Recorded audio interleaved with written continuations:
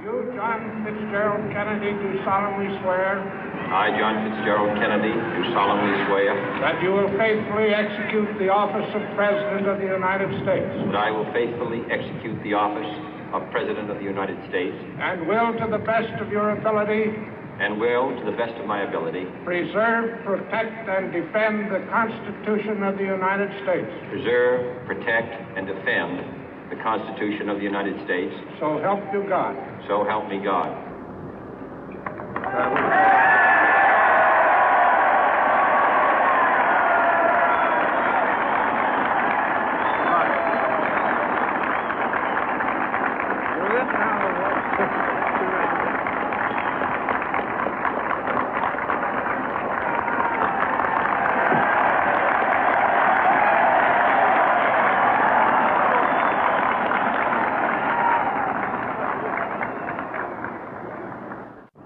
Vice President Johnson, Mr. Speaker, Mr. Chief Justice, President Eisenhower, Vice President Nixon, President Truman, Reverend clergy, fellow citizens. We observe today not a victory of party, but a celebration of freedom, symbolizing an end as well as a beginning, signifying renewal as well as change. For I have sworn before you and Almighty God the same solemn oath our forebears prescribed nearly a century and 3/4 ago. The world is very different now, for man holds in his mortal hands the power to abolish all forms of human poverty and all forms of human life.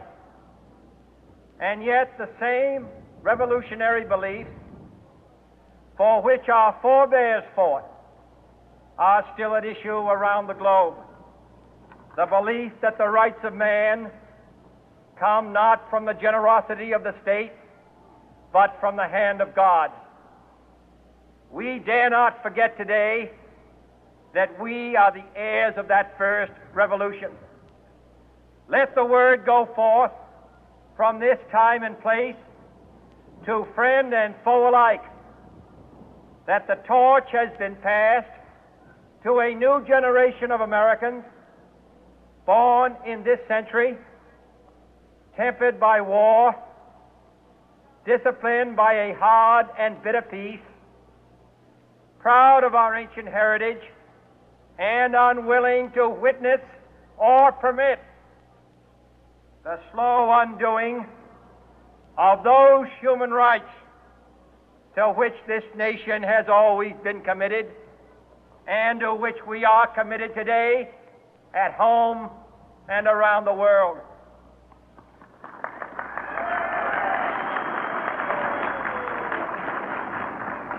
Let every nation know, whether it wishes us well or ill, that we shall pay any price, bear any burden, meet any hardship, support any friend, oppose any foe to assure the survival and the success of liberty.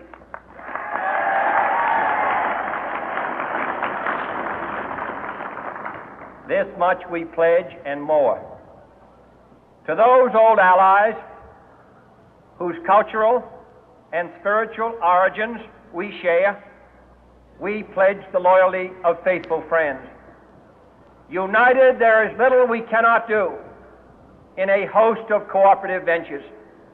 Divided, there is little we can do, for we dare not meet a powerful challenge at odds and split asunder. To those new states whom we welcome to the ranks of the free, we pledge our word that one form of colonial control shall not have passed away, merely to be replaced by a far more iron tyranny.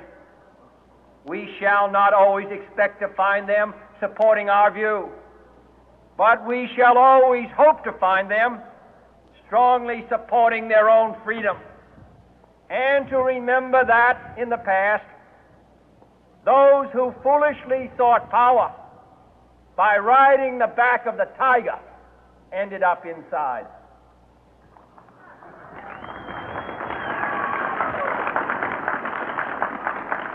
To those people in the huts and villages of half the globe struggling to break the bonds of mass misery, we pledge our best efforts to help them help themselves for whatever period is required, not because the communists may be doing it, not because we seek their votes, but because it is right.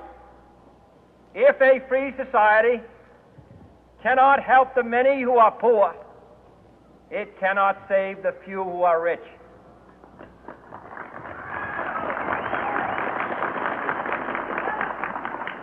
To our sister republics south of our border, we offer a special pledge to convert our good words into good deeds, in a new alliance for progress, to assist free men and free governments in casting off the chains of poverty.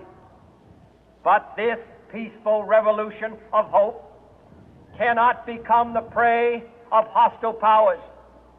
Let all our neighbors know that we shall join with them to oppose aggression or subversion anywhere in the Americas. And let every other power know that this hemisphere intends to remain the master of its own house.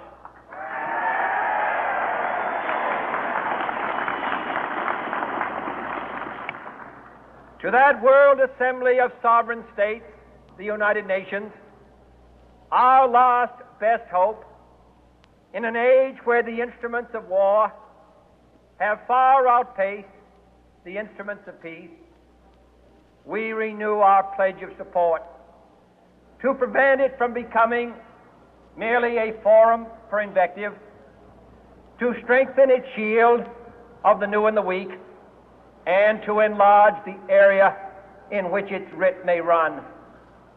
Finally, to those nations who would make themselves our adversary, we offer not a pledge, but a request that both sides begin anew the quest for peace.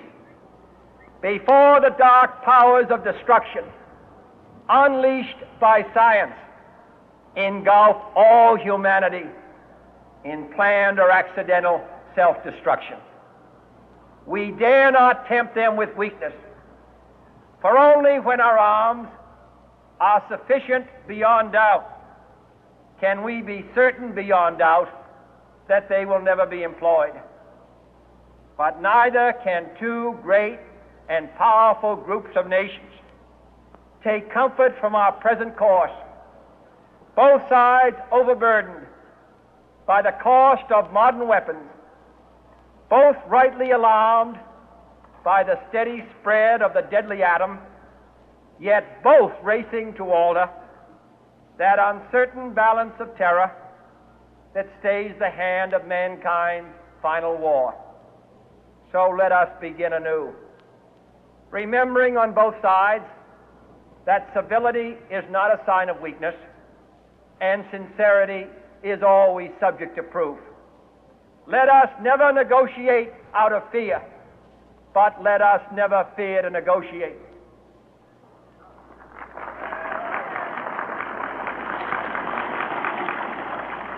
Let both sides explore what problems unite us, instead of belaboring those problems which divide us.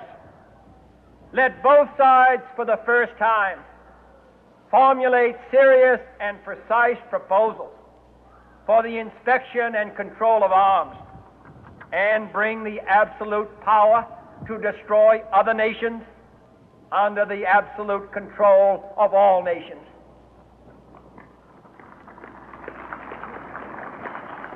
Let both sides seek to invoke the wonders of science instead of its terrors.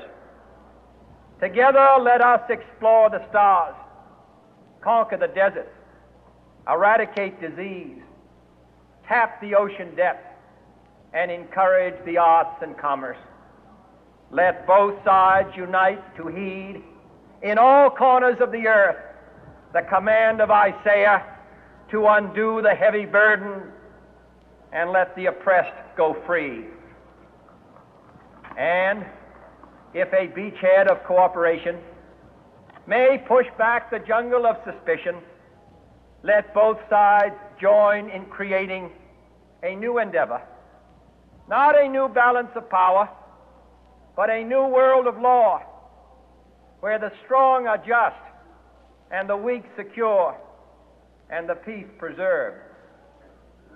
All this will not be finished in the first 100 days, nor will it be finished in the first 1,000 days, nor in the life of this administration, nor even perhaps in our lifetime on this planet. But let us begin.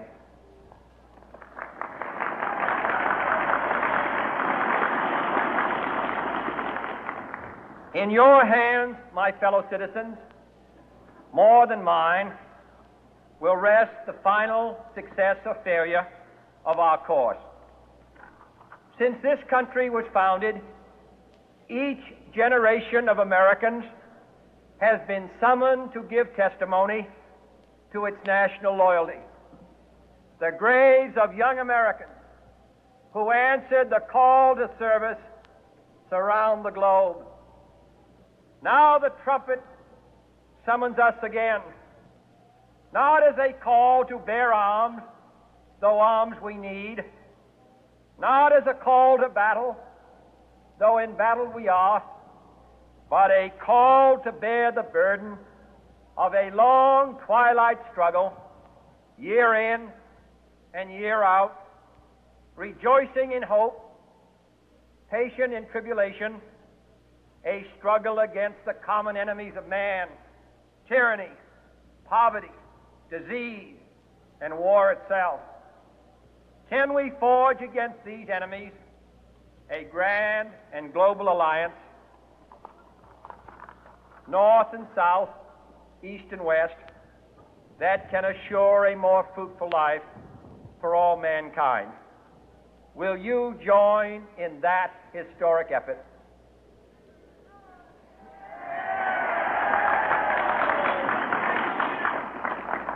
In the long history of the world, only a few generations have been granted the role of defending freedom in its hour of maximum danger. I do not shrink from this responsibility. I welcome it.